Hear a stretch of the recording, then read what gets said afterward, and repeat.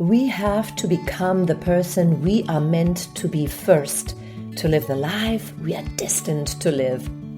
We all encounter challenges, obstacles, and even dark times on that journey, but we are not alone. This podcast will give all seekers hope and understanding that others have walked that path before us. My guests will share how they overcame the challenges and what helped them turn the corner. Listening to their inspiring stories, get motivated and take action to transform into that amazing person that you really are. Your voice needs to be heard and your message must be shared. My name is Sabine Quenberg and I am your host. I'm glad that you're here to listen to my podcast where you can discover how to become the more incredible version of yourself. Are you ready? Let's get on this journey together. Now, let's dive into our guest interview. Hello and welcome to today's podcast. My special guest is Mr. Krimitsos, founder of the Podfest Multimedia Expo and author of Start Ugly. So welcome, Chris. How are you today? I'm doing great. Thanks for having me, Sabine. I really look forward to our conversation. And I want to talk about, of course, about Podfest and how it became such a successful event and your book, Start Ugly, because those two kind of fit together, right? Because if you want to be successful, you have to start somehow, even if it's ugly, correct? The majority of people, I believe, if you asked them how they started, I don't know if anyone would say they started perfectly. It's always an ugly start, but you refine as you go. Absolutely. So I would like to let my audience know that actually you are the reason that this podcast exists. And I want to share real quick before we go into some of the details about Podfest, how we two met. I don't know if you remember, but it was 2017 and I attended a business luncheon and you were the guest speaker and you talked about podcasting. And I was like, okay, yeah, I know. I heard about podcasts, but I don't know if it's really something for me. But then you were just so inspiring and convincing that this is a really good thing. I said, you know what? I just give it a shot. So this is how I attended my first Podfest. And that was just a couple hundred people there in 2017. Now it's like a couple thousand people. How did that happen? And you said it. I was very passionate about what podcasting could do for people that had a message for the community. And I just kept spreading that word. And then those people brought friends to the table. So it's been amazing to watch Podfest grow. The main thing is we listen to our community and provide what they ask us for. Every year we learn something new that we could do better. And every year we're implementing new changes. And there hasn't been a Podfest that's been the same as the year previous. So it's been an exciting time. I tell you, your passion for podcasting and helping people to share their message truly shows. Today, you are a successful entrepreneur, owning several podcast networks as well as the Multimedia Podfest Expo. But I am sure it took effort and perhaps even starting out ugly, right? As I ask all my guests on this show, was there a time in your life where you struggled, had to overcome challenges, and even went through a dark period? What was it, and how did you get through it, becoming your next greater self? In my late 20s, I was chasing money. In other words, I wanted to make $1 million. So I was chasing a monetary mark. And I remember I just wasn't happy as I was chasing money. And it wasn't making me happy. So I would join different business ideas. And it was just, I was running ragged. And I remember I took 6 months off. And I was very lucky at that time that I had a little bit of money and I lived in a really cheap place. And I was single. So I was able to take 6 months off. And what I promised myself is I would walk every day at sunset and I would talk to myself literally out loud. So if someone watched me, they'd be like, this guy's talking to himself. But I would talk out my monologue out loud so I could hear it. And I said to myself, okay, if you were to live your life and look back on it, what defines a life? And what I came up with at the time, and I call this period of my life standing in the silence.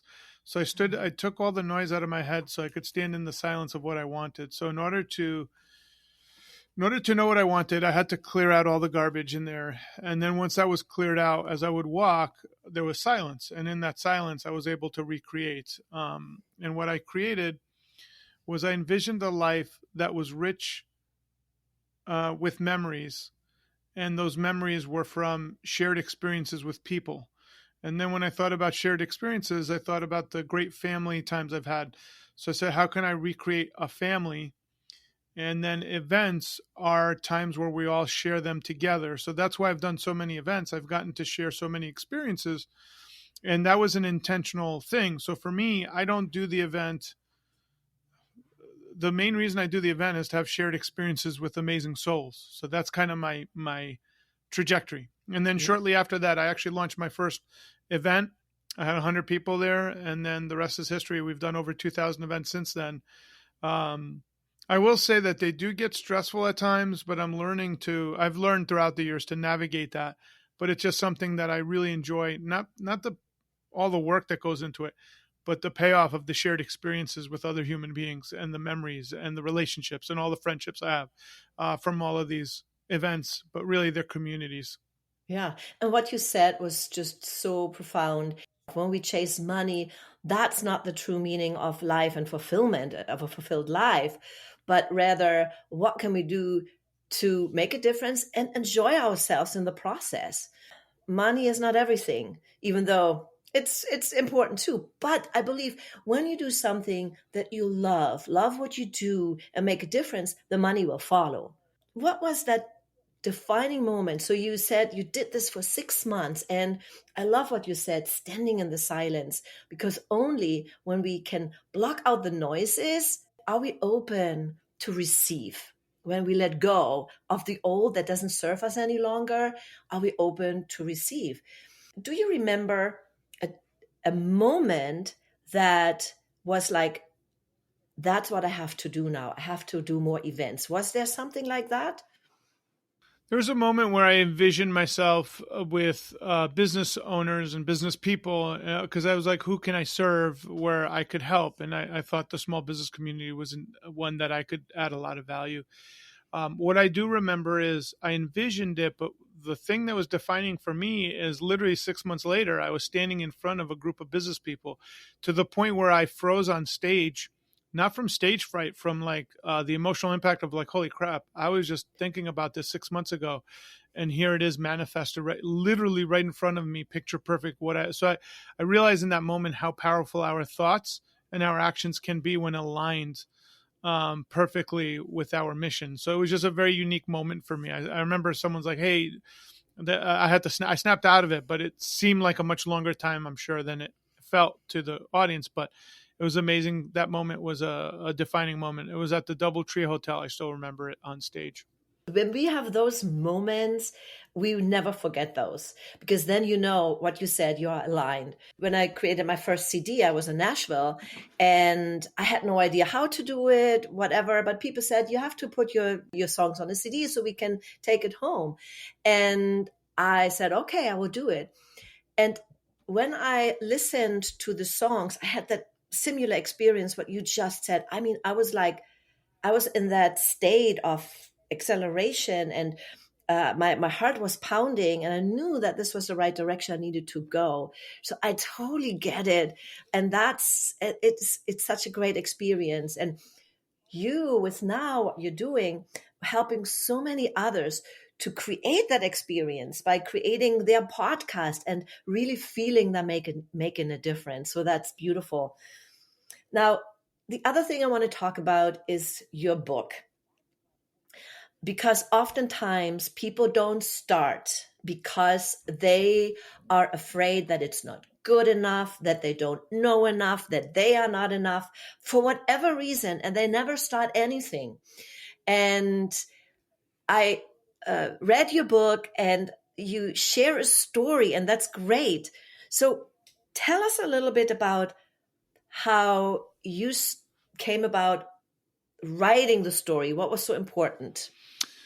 So I had a story, it's a fiction story that I wanted to write that conveyed a message of getting started because of the business group I was part of, as well as podcasting and helping people with YouTube and all these different endeavors. I noticed there was a common theme. A lot of people were, I'll get started when everything's perfect, or I'm not ready yet.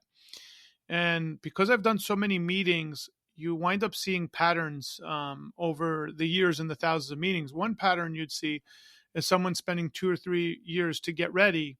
Another pattern you see is someone that would start ugly and then perfect it. Next thing you know, they had a hit show a year in or a year and a half in.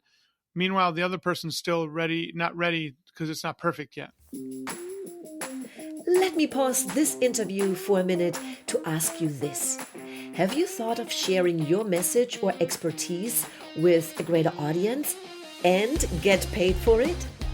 Don't wait for the perfect time to arrive. You most likely will wait your entire life, ending up with regret and asking yourself why you didn't give it a try. If you are a current or aspiring content creator, expert, or coach, and don't know how to start putting your content online, or you are overwhelmed with the how-tos like creating a funnel and attracting the right audience, let me help you. We are starting a new Freedom Lifestyle Challenge, from idea to selling in 6 weeks. This is a hands-on program that will give you clarity and reduces the overwhelm. To apply for the program, click the link in the show notes or visit my website at sabinequenberg.com. Now, let's get back to our interview. So Start Ugly is kind of a love letter to the person that gets stuck and needs help getting out of their own way to get started. And it's written from a successful person's vantage point, meaning a lot of people think of like Start Ugly as like, oh, I've already started. It's actually written from someone trapped by success and they're not able to restart or pivot. And it's served really well. We've sold thousands of copies. People have enjoyed it. It's a short story, but I do believe that there needs to be a timeline on how much research you're going to do. And then when it comes time, you got to launch in some way, shape, or form and move. And I'm not just talking about podcasts, whatever it is that you're looking to set guidelines. And then you want to discover whether you liked what you just did or you don't like what you just did. If you don't like what you just started, guess what? You get to stop it and try something else. So it allows you to get closer to what it is that you were meant to do. If you keep starting ugly, eventually you'll find your perfect thing that you want to do in this world or contribute. Yeah, I totally agree and know from my personal experiences. I started a lot of things and it takes time. And I just want to encourage everyone not to give up. If this is what you feel in your heart, don't give up, because eventually you will get there. Now, obviously, get help along the way when you feel you got stuck there. There's so many things out there for free. And then, of course, also other things that can help you working with a coach or whatnot. So when you said that, you have to pivot. And I had to pivot in my area as well. So thank you for pointing that out, because sometimes people maybe think only if you start something new. No, it's also when you pivot. Right. And you pivot a couple times too, right? Constantly. We're always pivoting. So you remember, I'm dealing with live events and people's behavior. And there has been no better time for people to learn how to pivot than during COVID. So it's been an incredible period of reinvention and pivoting. Yeah, absolutely. And I am so honored now to be part of the speakers that you have lined up for January. So tell us about the January event and how people can get involved or maybe participate. Yeah, so Podfest is taking place in Orlando, January 26th to 29th. This is our 9th year, and this is our in real life event. We're excited about it. We're excited to bring everybody together. So if you're looking to learn about podcasting, we have Expo Hall passes, and we've set them very low this year, $99. If you're a expert creator, we highly recommend you go in the Creator Lounge, and those are for expert podcasters who really want to grow what they're already doing. So we have some of the most connected podcasters in the world in attendance. So if I told you back in the day that you could go into a room and meet all of today's media personalities, that's what it is. Largest influencers in the world, all right there under one roof. So we're excited to bring together another amazing show. If you'd like to attend and be part of the action, just go to podfestexpo.com and you could find Sabine and I there waiting for you. Yes, definitely. And I'm going to share my experience with podcast, and my topic is how to start your podcast right. Because the second time you did it a little bit differently.